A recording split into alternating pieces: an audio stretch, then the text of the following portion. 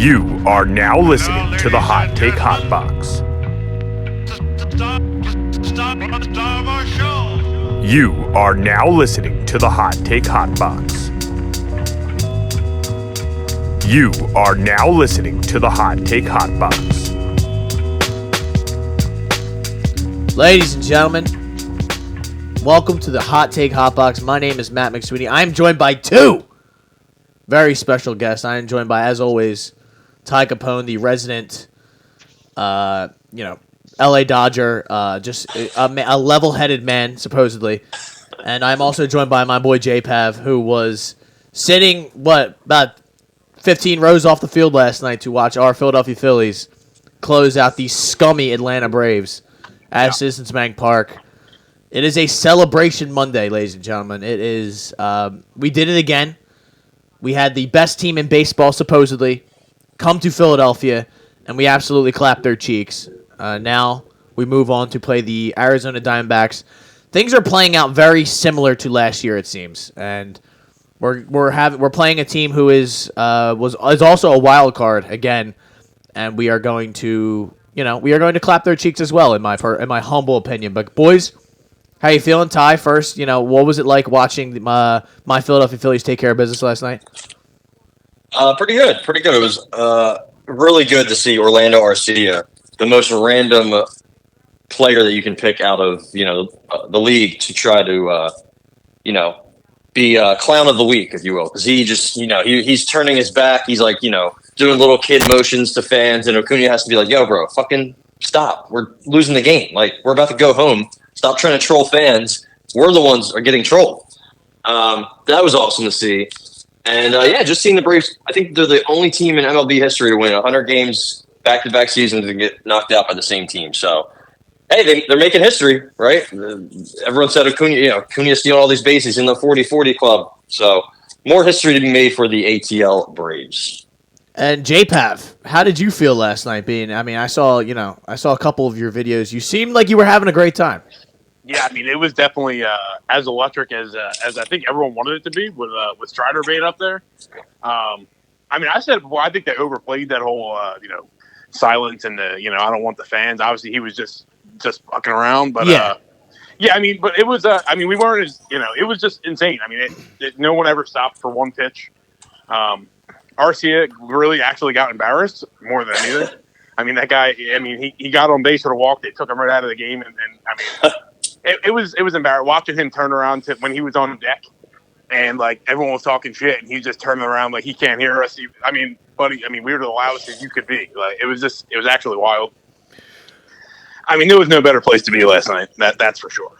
So it was crazy to watch. Like I remember when I was there when the Braves clinched the division this year, and I could see up in the 400 section, he kept turning around and chirping the fans. And I remember tweeting out that night, like, this guy has an enemy for life. Like, fuck this guy. Like, he's just an absolute showboat, keeps doing this dumb shit for no reason. And you can just tell he's a guy who he just lets that shit get to him. He came unglued in that dugout. Like, where Acuna, like you said, Acuna's literally like, dude, chill the fuck out, bro. Like, I'd have more respect, I feel, if it was Acuna or Riley or Olsen. Like, these guys are dogs that just smash the ball. Like, he's a nobody, and you're just trying to. There's no reason to do any of that stuff he was just doing. Nothing. He was a nobody his whole career until he came to the modern day murderer's row, if you will. So, and he's just there because he kind of has a good glove and he hits from time to time. They bring up that poor sucker Vaughn Grisham to close the season out last night. That was just sad. I will say, managing and stuff like that is kind of overblown, but Snicker got absolutely outmanaged this entire series. I was just about to say, Rob Thompson absolutely torched Snicker this whole series. Snicker left everybody in too long. It was actually he got torched, if anything. And that was brutal. Yeah, that was brutal. Leaving Elder in after he started getting rocked. Yeah. Letting him pitch to Bryce and then walking Bryce in the first inning with your ace. You just got to let him walk it. You can't just give him the man. It's insane. It seemed like it seemed from the very beginning that the Braves were kind of we were in their head a little bit, like they were a little bit scared from the way they were acting. They could tell they were trying to change their methods from last year. They were playing simulated games and whatever. And Max Fried had a boo-boo on his finger that he needed a Band-Aid to pitch with in the simulated game. It's like we didn't have to. We heard so much shit about that, so much shit about everything else. But I mean, I guess. Last pod we talked about Game 2, and I was down. I mean, I'll tell you, after Game 2, I was upset. And bringing Hoffman in and them kind of just folding away that game, it was heartbreaking. I mean, as you guys know, I'm a big Facebook. I don't troll, but I like my teams, and I blocked some of my best friends on Facebook after Game 2, man. I'm not even kidding. Some of my best friends got the block. I blocked their numbers. They're telling me, after they went up by 1 going into the 9th, they haven't hit a hard hit ball since Jade. I just couldn't deal with it, man. I blocked them straight up. So, I mean, I was down real bad after that one. But, I give myself a half hour, and we recouped. Well, I mean, I was down bad until I woke up the next day. I still felt like absolute shit. I couldn't believe that it felt like we gave the series away. It wasn't like I knew we were done. It was just more like we had the opportunity to take them out. Like we had their foot on their throat, and we took it off, and we let a really good baseball team back into the series. But as it's really become apparent, it's very, very different when the teams come to South Philadelphia to play. It is a whole different ballgame. It's a national media thing now, man. Everybody's talking about the Philadelphia fan base. I mean, I think Skip even had a little segment on it today. It was actually crazy. Ty, what is it like for you? Like, I mean, I know. Have you ever been to I've never been to a playoff game in Philadelphia. What do you like as a non you don't have a dog in the race kind of like? What is it like? Can you tell the difference when you watch the game? Yeah, I mean, there's just a sea of red, and not that there isn't a sea of blue in LA or a sea of green in Boston or whatever, but the sea of red in Philly is a little different. It's the camera pans to any single fan it pans to. It's a 6-year-old. It's a 96-year-old. They're freaking the fuck out. They're on their feet, hands in the air, screaming, fuck you, something. And it's not even just about, how crazy and vulgar and wild Philly fans are. It's more about the passion. You know what I mean? Like Cowboys fans, Giants fans, they're the ones who focus on the scumbag Philly fans. But nobody wants to talk, like the outside, the outsiders. People always come up to me and they're like, yo, look at the fucking Phillies, man. This is fucking amazing. They're about to beat, people that don't know really much about being in Philly or being around Philly, like people down here, they think it's awesome. They love seeing the passion. And I mean, how can you not, love that? The place is, like J-Pav said, rocking from start to finish. People were tailgating at 11 a.m. and people were like, oh my God, how could you do that? People are taking off and, leaving their families to go to this event. Like, it's really just insane. Insane. So, I love it. I can add, I'm the past 2 years I've been blessed to be in a situation where I can just find my way to all these games, and not all of them, but I went to a good few last year, and I went to the A on game 1, and crazy. Who's your sugar mama? What's that? Who's your sugar mama? I need to get her information. Out here drawing bowling balls. Anyway, so me and Joe Tracy went down there, and shut up. The overall vibe, the stadium was awesome. There's a whole Xfinity right outside, just like Philly. But you could see Philly fans walking around. You sit down and that chop that people it was so overrated. It's so dumb, out of proportion. It's not even. It's so funny. Those guys were sitting down 2-strike counts. They got 2 guys on. There's no one standing. I've never seen a playoff environment where I felt like there was 7 Phillies fans, and I felt like I was leading the crowd. I also heard that they were watching the Georgia game on their phones. So the person directly to the right of Joe and the older guy 2 over to the left of me, both were watching the Georgia-Kentucky football game. Blowout. It wasn't even a close game. Blowout. I'm like, if it's close in the SEC game, maybe have it on. They were just sitting down watching it on their phone. Man, it was just the vibe of Atlanta. Even this year compared to anywhere else was not even close. St. Louis last year was awesome. Atlanta was an actual, it looked like a kid's game. It was crazy. I mean, Joe Tracy actually should have got thrown out, but we'll leave that for today. I love that. What's the battery like? What's outside of the stadium like? Is the If you think about Xfinity, Philly Live in Philly, that's right outside the stadium, and like the left field gate is basically connected to the Xfinity Live, and then there's like 8 or 9 bars all up. It's like a 2-block strip, and it's awesome. Yeah, it was honestly wild.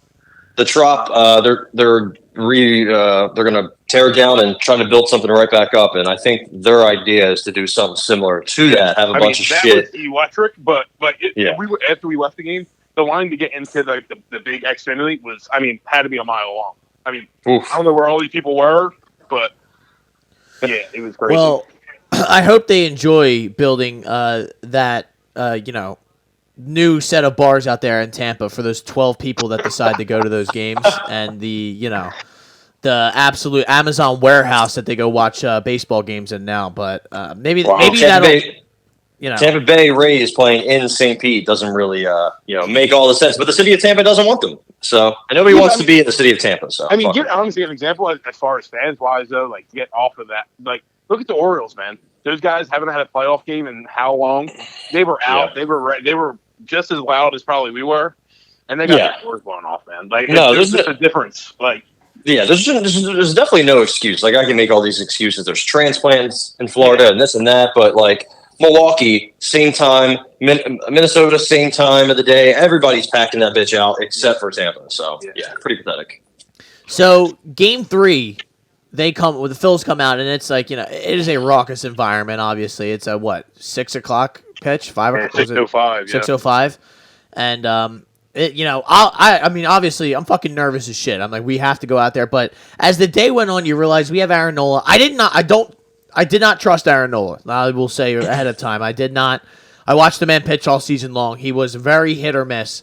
But what made me feel good was the fact that they were throwing a man named Blake Elder, right? Bryce Elder? Is it Bryce Elder? Bryce, yeah. Bryce. He's Blake Elder to me. I mean, he means nothing to me. But he comes out, and he looks like prime Roger Clemens in the first 2 innings. He is. I was worried, man. Yeah, he is shutting people down. Yeah. I mean, he's clamping up our whole team. I'm like, this is horrible. We were coming back off of the Attaboy Harper stuff, and we walk in with the Coach Prime merch on. It's personal, so I'm like, there ain't no way the Phillies are gonna let this happen. But Castellanos comes out, kind of gets the party started, and I will say right now that Bryce Harper home run that he hit in Game 3, that is up there with all-time moments for me as a Philadelphia sports fan. Yeah. Just for the sheer fact that when that man hit the ball, you obviously knew it was gone.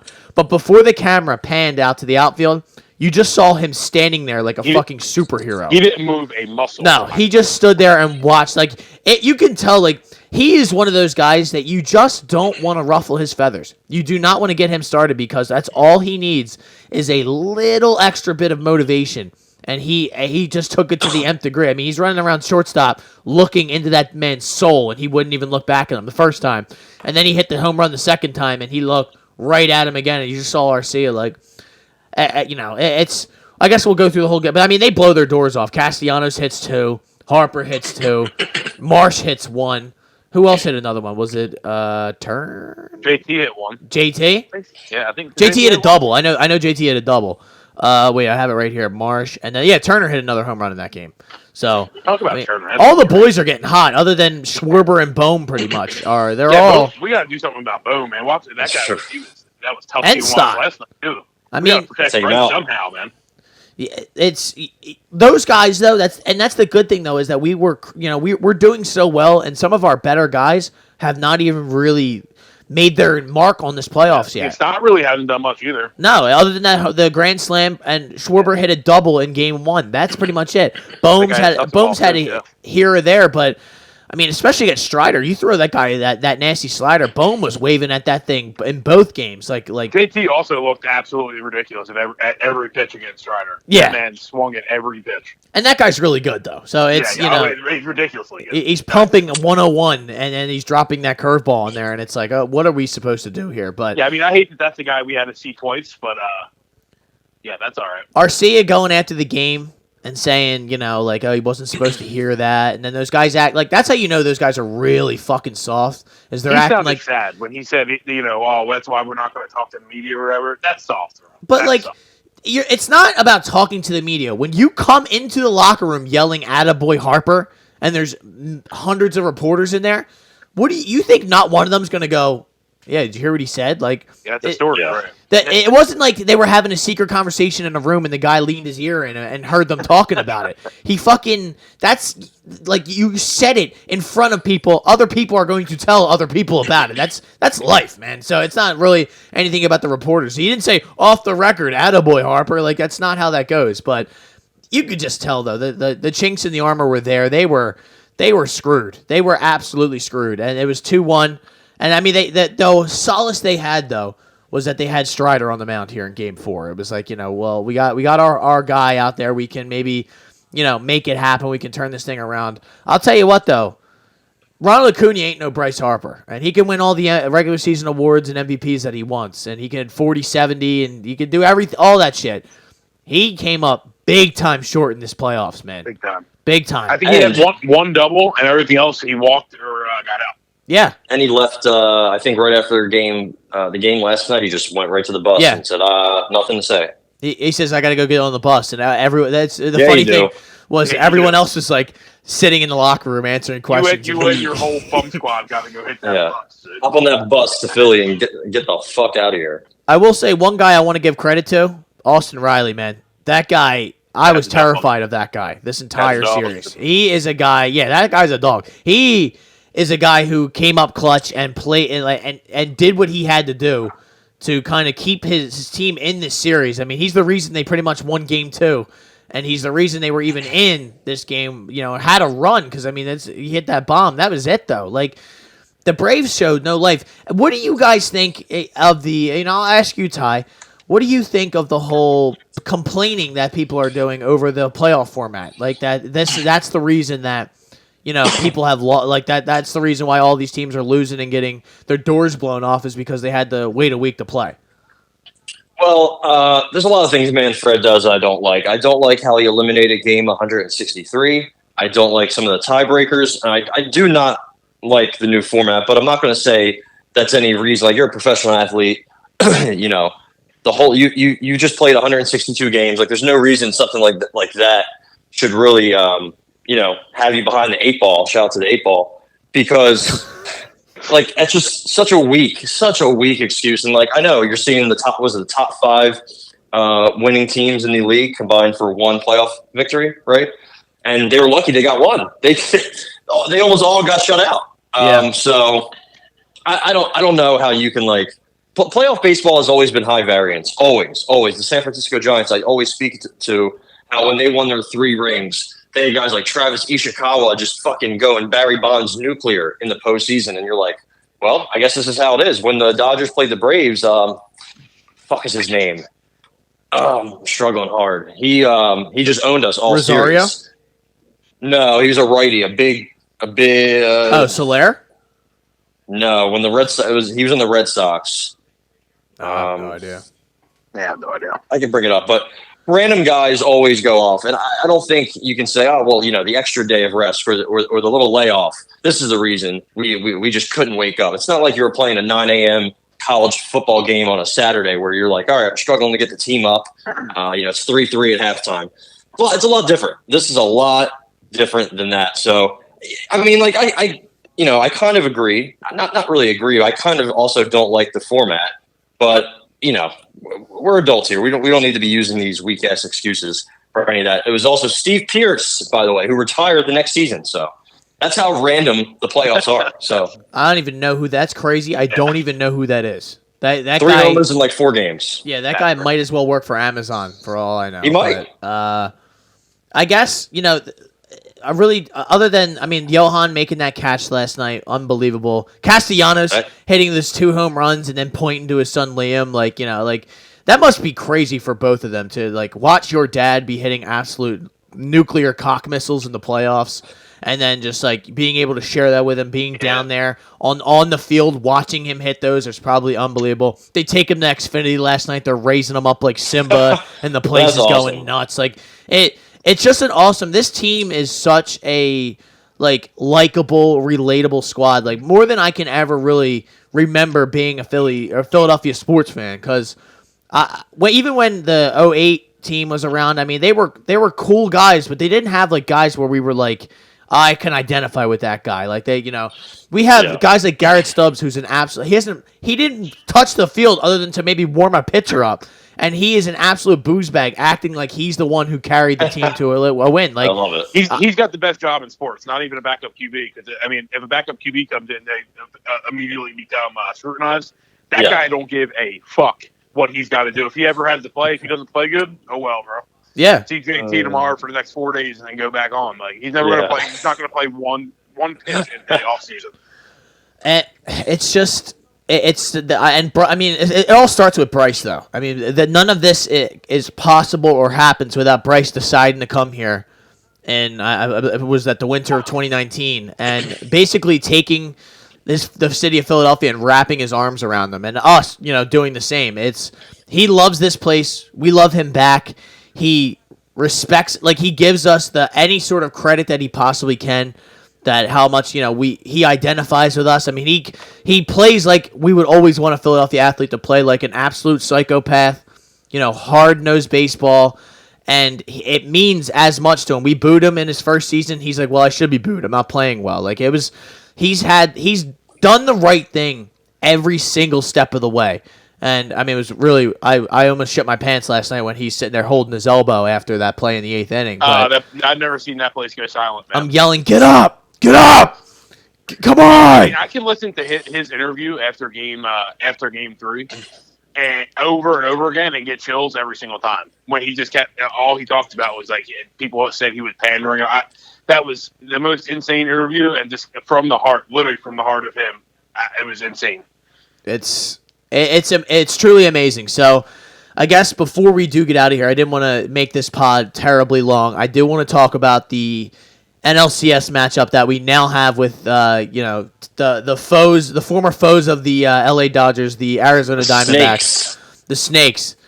I guess really, how can we be worried about the Diamondbacks after we just took out the Braves? But the Diamondbacks are a very similar team to maybe us last year, where we were that team that snuck in at the very end, and you kind of underestimate them, and they kind of just sneak up on you and take care of business. And I don't necessarily think that the Phillies, are going to let that happen.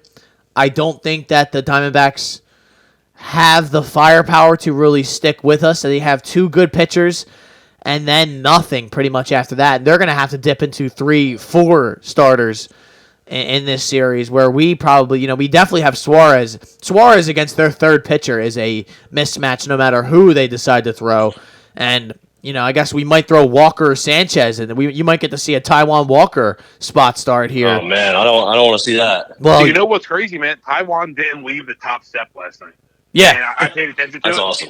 It was insane. He was standing on the top step all 9 innings, every pitch, and I was actually I was talking. I'm like, that's actually kind of crazy. I don't know if he's a big Ranger guy or because I don't usually see him up there. He was up on the top step the entire time. And the powder blues looked sick last night too. Let me just say that. There's the potential to be a great uniform series if they wear the powder blues and the D-backs wear one of their jerseys. They have nice colors too, so it should definitely be aesthetically pleasing, if you will. But also, game 1, dude. Game 1's I think anyway. It should be Zach Gallen, Zach Wheeler, right? Yeah, that's gonna be nasty. Zach Gallen, I should say, not making his return, but making his playoff, maybe his NLCS debut back, 10, 15 minutes where he grew up from in South Jersey. I think he was at Gloucester Catholic.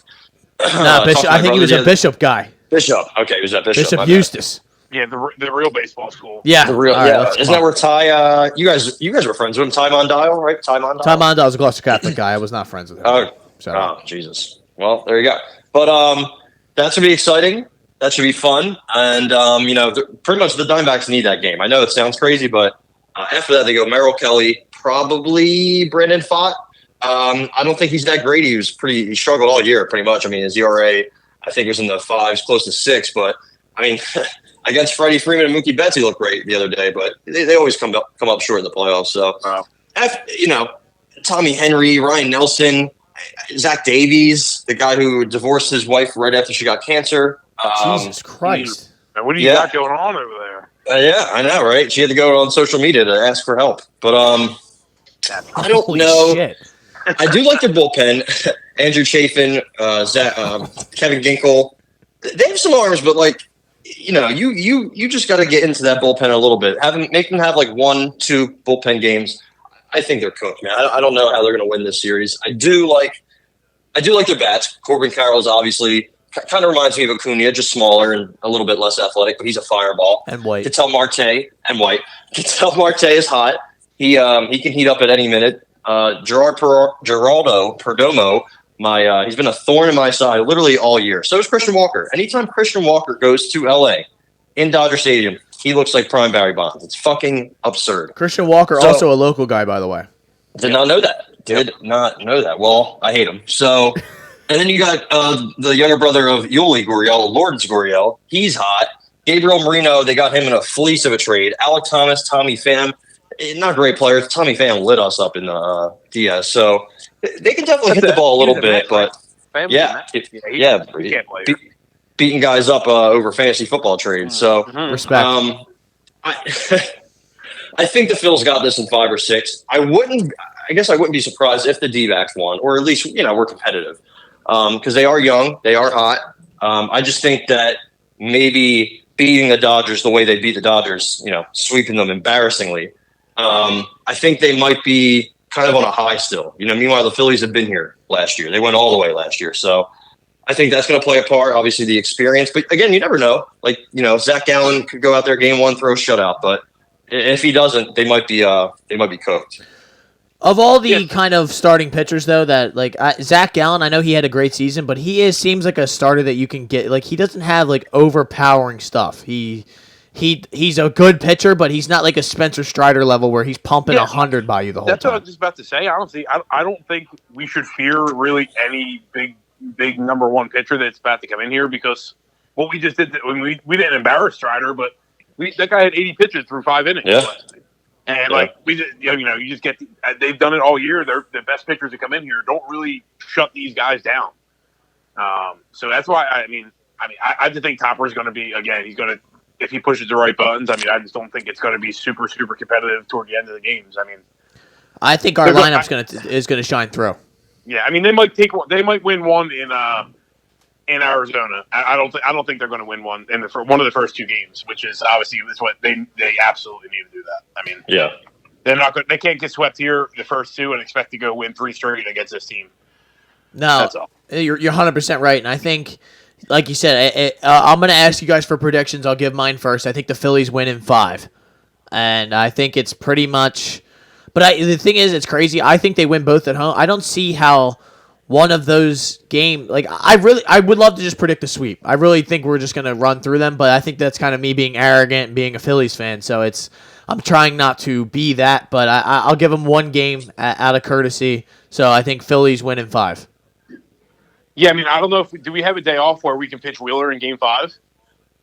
Yeah. There's the suspected rotation is going to be Wheeler, Nola, Suarez, random. Wheeler, Nola, Suarez is what I saw on Twitter. So I just don't see how they're going to win 2 games against one of those 4 guys or one of those 3 guys. Yeah. Nola, he hasn't had the best championship series record ever, especially after last year. But what we just saw, how can we doubt him in the past month of baseball overall? Ranger hasn't he let up 1 hit, which was a run. I don't see where they're going to beat these guys to win to get to 6 games. So it's got to be 5 for me. Yeah, I'm gonna go 6. I'm gonna go a little.